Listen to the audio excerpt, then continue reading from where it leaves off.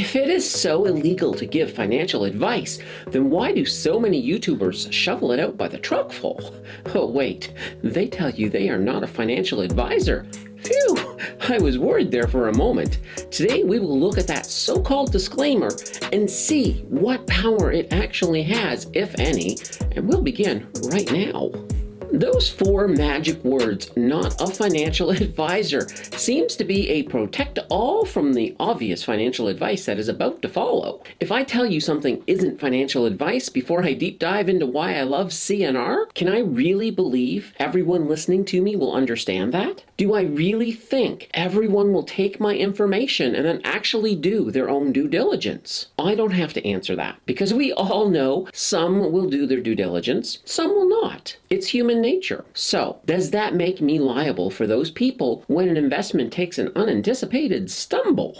Am I a future banana bread loving jailbird? Before we get to those answers, let me know in the comments if you think the not a financial advisor disclaimer holds any water. Also, if you are brand new or just haven't subscribed yet to the channel, please do that so I can keep bringing you more financial content. It's free and it helps me a ton. One of the first things that come into play in regard to financial advice is that the laws do vary between different countries. So, whose laws should come into play? Obviously, if I broadcast from Canada, it should be the Canadian laws that govern my channel. American laws, or laws from England, for example, have no bearing on me as a Canadian. Now, diving into Canadian law can sometimes be a lot of fun, if by fun you mean not fun at all. In a nutshell, it is illegal to provide financial advice without being a registered financial advisor or planner. However, this is individualized advice. These rules are different if you are providing financial information in an educational role or as a publisher.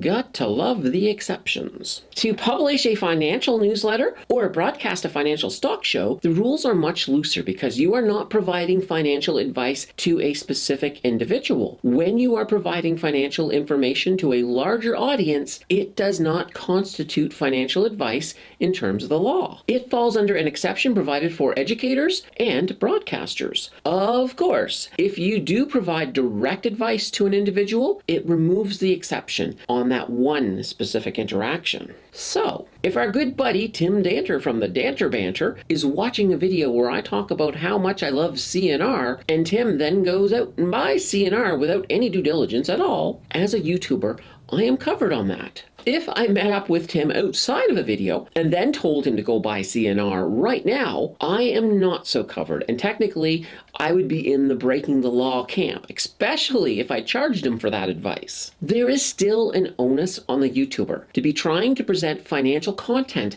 in a very straightforward way. Honesty, integrity, and maybe even a little humility will go a long way. Now, when we look at folks who are not being honest, they are risking consequences. The pump and dump YouTubers can, and some have, gotten into some pretty serious trouble.